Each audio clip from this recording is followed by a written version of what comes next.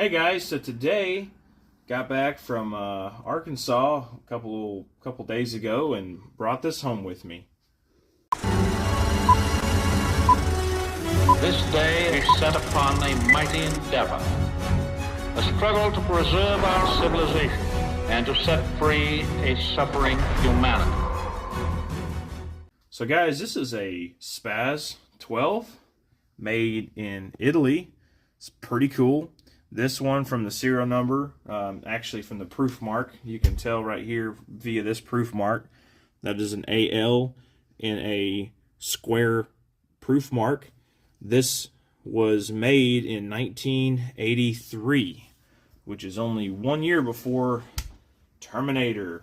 So I found this in a pawn shop. It's got some, it's not damaged, but it does have the wear parts on this, the parts that people say will go out, have all gone out.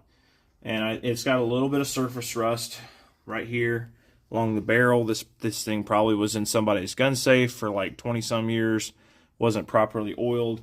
And it has a few little dings and dents in it and stuff I'll show you guys.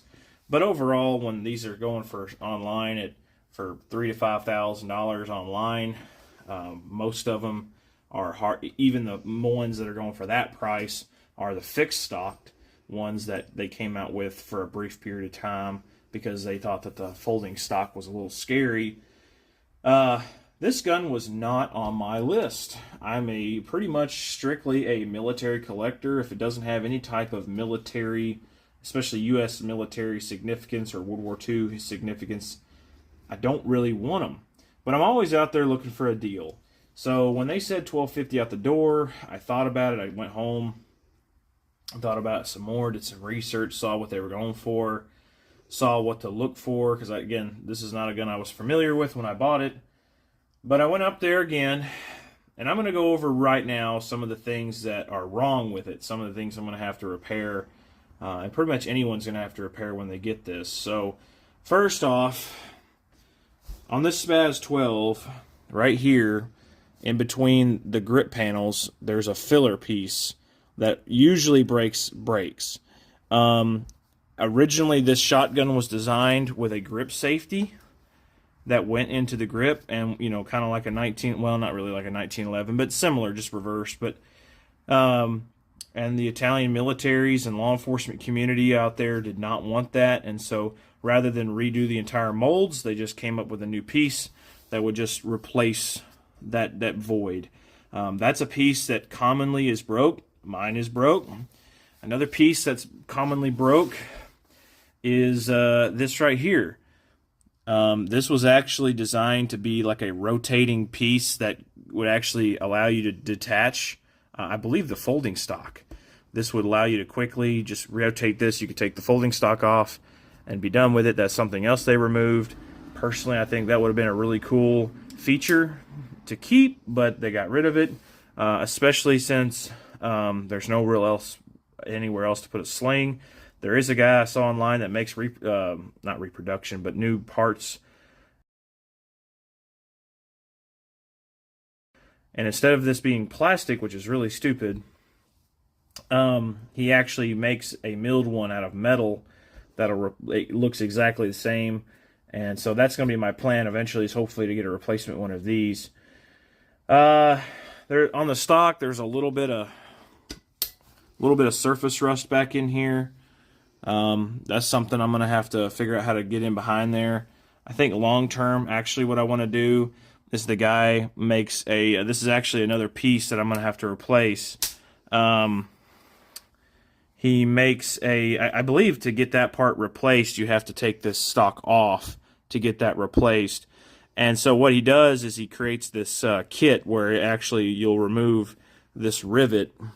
You'll remove that rivet and washer, and he'll give you a new one that replicates that look, but it's actually removable. So down the road, if you wanted to put a fixed stock or whatever you wanted to do, you could do that. Or if that piece, for whatever reason, breaks again, it's an easier process to get that off. The other piece that goes bad on these shotguns is right here. On the second one, on the lower one here. Let me see if I can get that. Where's the button? There it is. So if you see right here, it locks into place. It's kind of hard to see, but right there, you're going to see it kind of locks into place. There would be a rubber like deal that goes around that metal pin. And that really helps with the stabilization from the rear of the stock doing this and wearing this out right here. That pin right there, that 12 gauge recoil will just slam into that pin. And so what I want to do is get that replaced, so that will be remedied.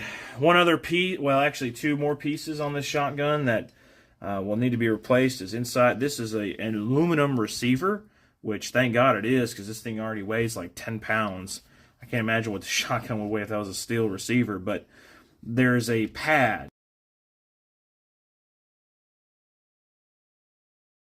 Basically, when you fire this shotgun, it is a semi-automatic and pump shotgun, but when you shoot it semi-automatically, that bolt slams back and hits the rear of your receiver, unless there's a buffer tube, not a buffer tube, I'm sorry, like a buffer pad in there. Generally, they wear out. Usually, they're just gone just from wear and tear. So that's something that I'm going to have to get replaced. Thankfully, they do readily have available that part. So I'm going to get that probably first thing. And then the last thing I'm kind of debating. Is this safety. So this safety is known to discharge the weapon when going from safe back to fire. Apparently, sometimes this will actually engage your trigger group to fire a shell if it's in the chamber.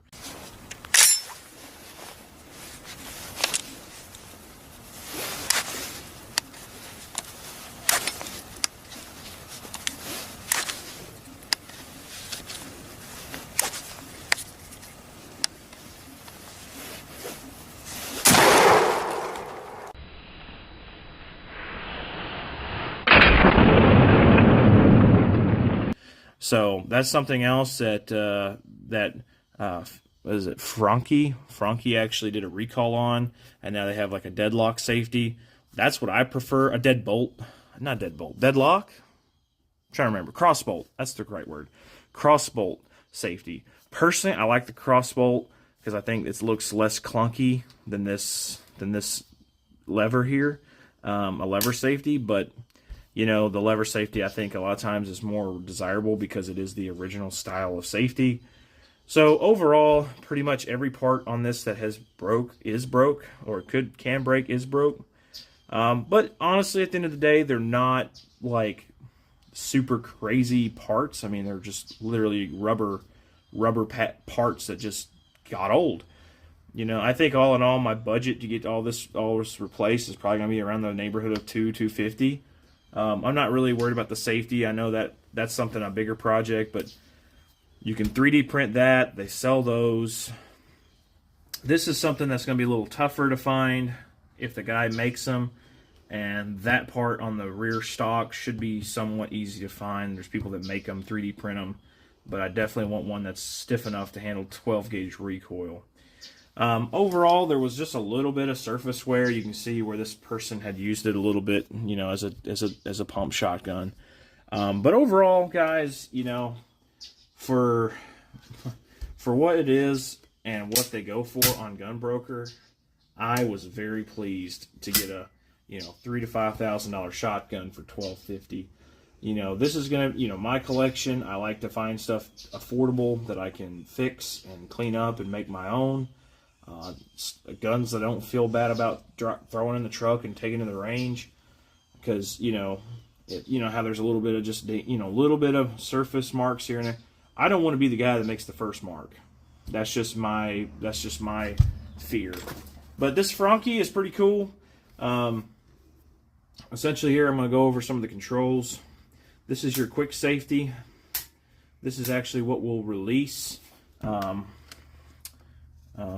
Oh, I'm sorry, I've got an automatic mode. This is what will, that button that I just flipped back will release the bolt to come back. this button here when I push it, and there's also an upgrade kit to make this like almost like a mushroom, and I'm probably going to get that upgrade kit for that as well.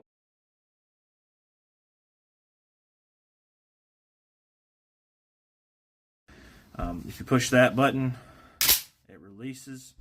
Another thing here is this button here actually will allow you, I'm going to show you here, this button right here will actually allow you to change the gun from automatic, which is semi-automatic, one trigger pull, one shot fired, versus manual mode, which is fire around and then rack it like a regular pump shotgun.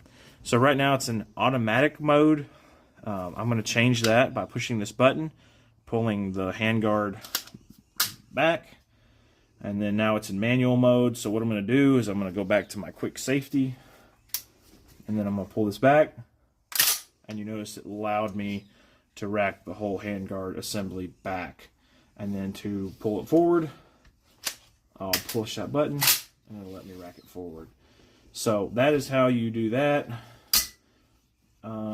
To release your stock, you've got a nifty little rear sight there that also acts as a locking mechanism for your stock. I really like that. That's really cool engineering. You know how they did that. And then you've also got 2 detent pins here that you push in and lock into place. Personally, I wish I had the one that they had belted out to where it would just automatically go into place, but only the ones I've seen are like the one I have. And then you've got this last detent pin on the stock that will allow you to do that. Didn't have the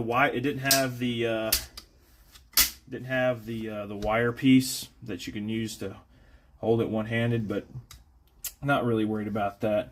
This is going to be a fun gun. Again, this was not on my military collectible list, but it really stood out to me when I saw it. From what I've seen online, apparently only, I think, 1,850 of these were imported into the country. The assault weapons ban of 1994 really completely halted any of these from coming into the country. And honestly, and it kind of killed production on them and everything. So they're fairly a rare shotgun. That's why they're valued so high. And also, there's a lot of nostalgia. I remember growing up playing Battlefield. I believe it was Battlefield 2, like the old school one. You could play the engineer class, and you had a blowtorch and a SPAS-12. What's the point for hand signals? That gun is hammered, can't move.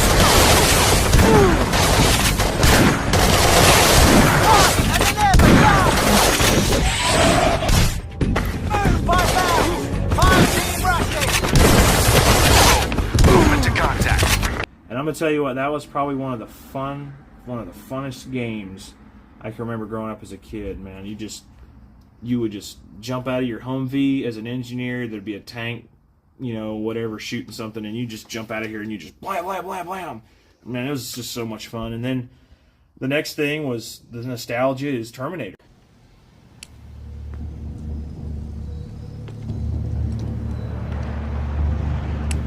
The 12-gauge autoloader. That's Italian.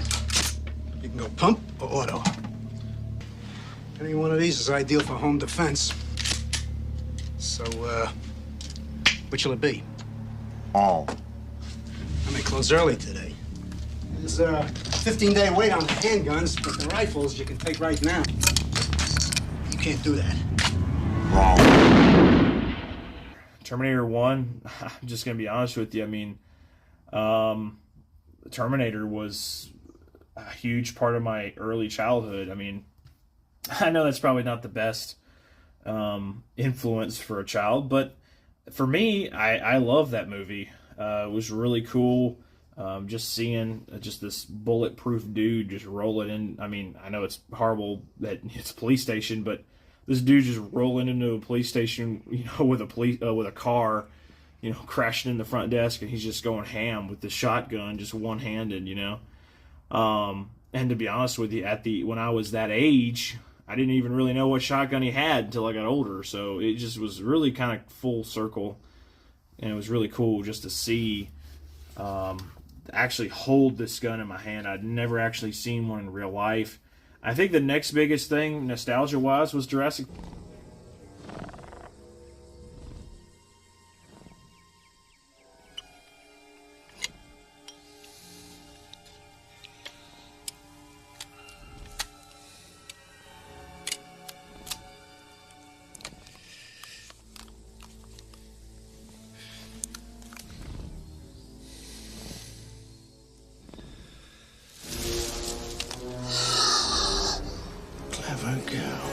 Jurassic Park was a real childhood favorite that me and my mom and my dad watched all the time. I remember that kid climbing the electric gate and getting electrocuted. You know, we always used to rewind that and watch it over and over again.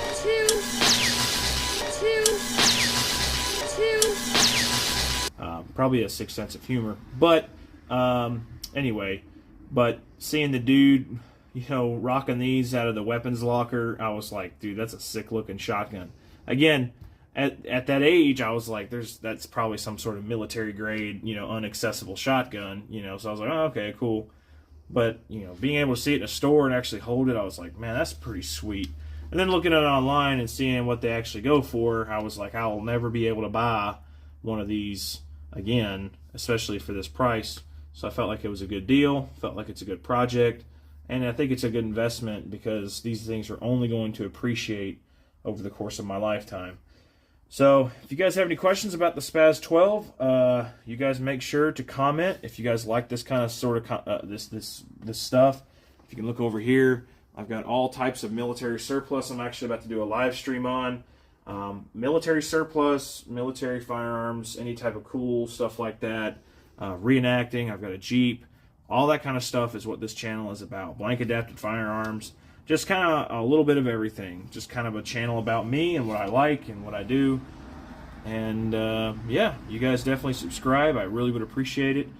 Got tons of stuff going to come down and just going to put it out as I come by it. So thanks guys very much. Bye.